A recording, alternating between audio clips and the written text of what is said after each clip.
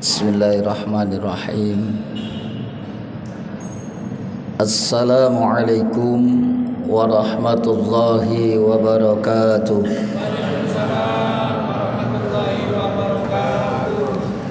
Bismillah, alhamdulillah wa syukrulillah, wassalatu wassalamu ala rasulillah wa ala alihi wa sahbihi wa mawalah.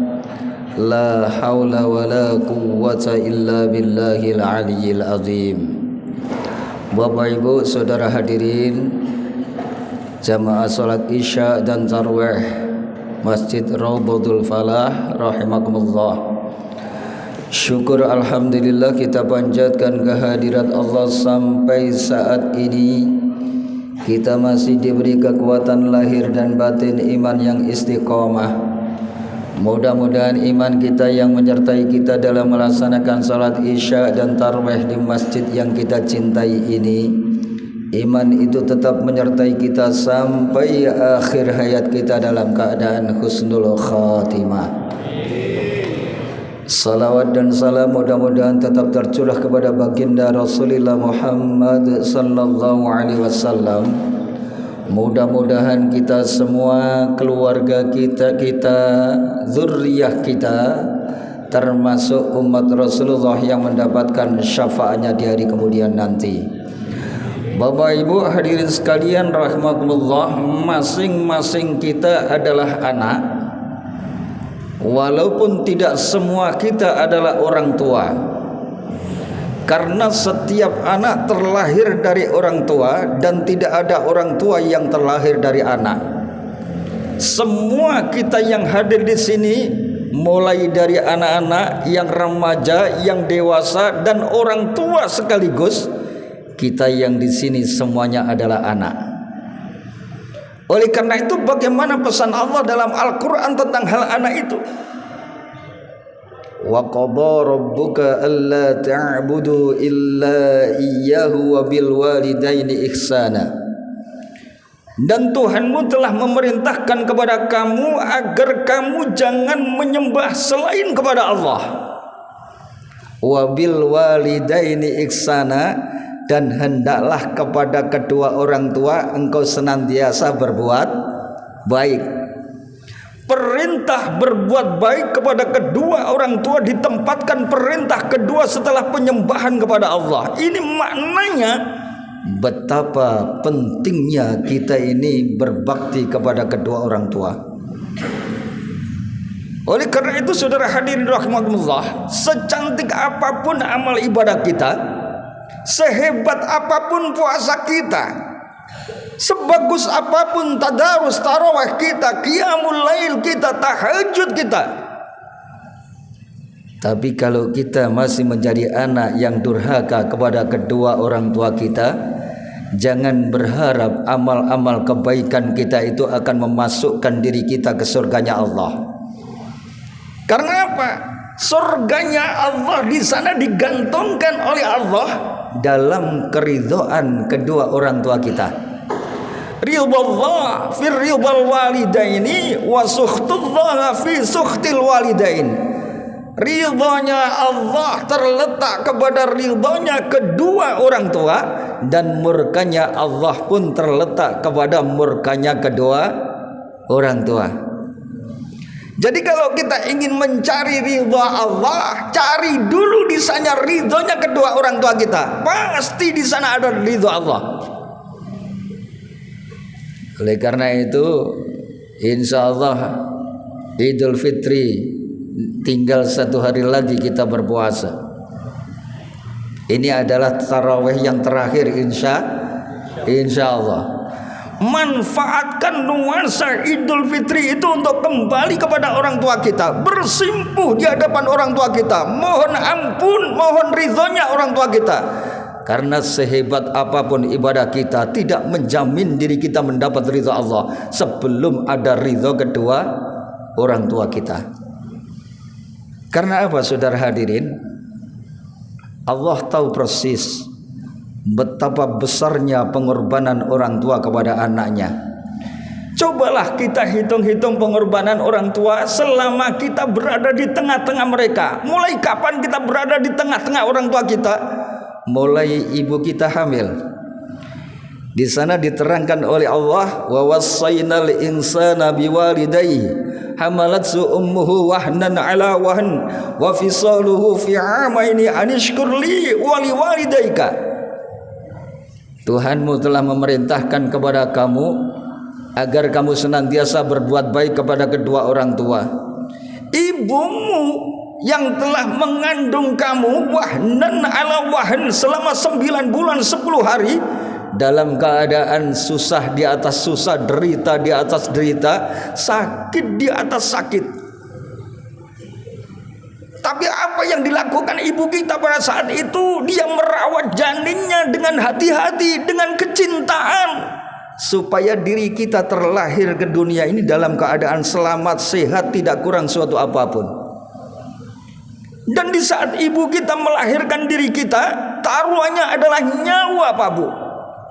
Andai pada saat ibu kita melahirkan diri kita diambil nyawanya oleh Allah, matinya dalam keadaan mati syahid. Itulah perjuangan orang tua kita. Oleh karena itu Allah zat yang paling tidak rela kalau ada anak tidak bisa berbakti kepada kedua orang tuanya. Nuansa Idul Fitri, cari orang tuamu di pelosok-pelosok kampung, di lereng-lereng gunung, datangi mereka. Mereka yakin tidak butuh dengan oleh-oleh kita, tidak butuh harta benda kita. Yang mereka harapkan kedatangan kita bisa bersimpuh, berkumpul bersama orang tua. Oleh karena itu, pengorbanan orang tua sangat-sangat besar untuk anaknya, sehingga Allah tidak rela kalau ada orang tua, ada anak yang tidak bisa menghargai jasa-jasa orang tuanya. Saat mengandung begitu berat, saat melahirkan begitu perjuangan hebat, saat kita kecil, Pak Bu, apa yang dilakukan orang tua? Dia gendong bayinya, dia bawa kemana-mana. Pada saat kita sudah bisa berjalan, orang tua mengikuti dari samping, bapak mengikuti dari belakang. Khawatir kalau anaknya tertabrak motor, khawatir kalau anaknya jatuh. Itu bukti cinta kasih orang tua kepada anaknya. Pada saat kita usia sekolah, apa yang dilakukan orang tua kita?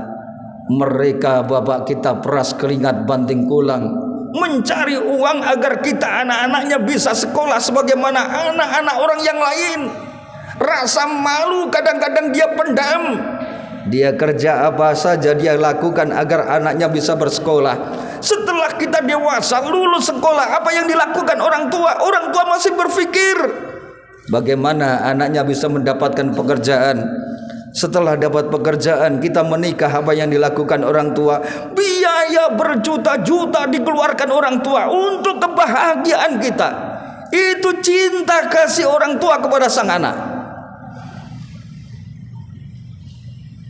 Oleh karenanya di lanjutan surat Ali Imran, surat Al-Isra ayat 23, imma yablughanna indakal kibara ahaduhuma aw kilahuma fala taqul lahumā uff.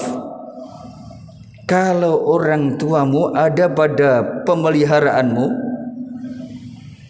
salah satu dari keduanya atau kedua-duanya dia sudah tua renta ada pada bimbinganmu, maka jangan sekali-kali kau berkata hus, ah bapak, ah ibu, wala tanharhuma, dan jangan membentaknya. Bapak ibu hadirin sekalian rahimakumullah, sesakit apapun orang tua mengandung diri kita, sesakit apapun orang tua melahirkan diri kita, secapek apapun orang tua merawat bayi kita, seberat apapun perjuangan orang tua untuk menyarikan nafkah kita, itu mudah dilupakan orang tua, mudah sekali dilupakan. Ada sesuatu yang sulit dilupakan orang tua tatkala kita membentaknya. Oleh karena itu dalam ayat itu Allah menjelaskan wala tanharhuma, jangan engkau membentaknya. Andai kau sakitin orang tuamu dengan kerasnya suaramu, di situ Allah yang paling murka kepada kamu. Karena orang tua itu kalau dibentak anaknya itu sakitnya di mana, Pak? Di sini ya. Sakitnya di sini. Tapi kalau melahirkan hilang, Pak, rasanya sudah hilang. Oleh karena itu melahirkan lagi. Capeknya bekerja cepat hilang melihat anaknya tersenyum, tumbuh dengan sehat. Tapi kalau ada anak membentak orang tuanya, sulit itu dilupakan orang tuanya. Oleh karena itu cari keridhaan orang tuamu di nuansa Idul Fitri nanti. Bersimpuhlah kepadanya, mohon ampun, mohon keikhlasannya. Karena itu yang menjadikan diterimanya amal ibadahmu. Ingat baginda Rasul. Baginda Rasul itu usai sholat Idul Fitri naik mimbar mau khutbah.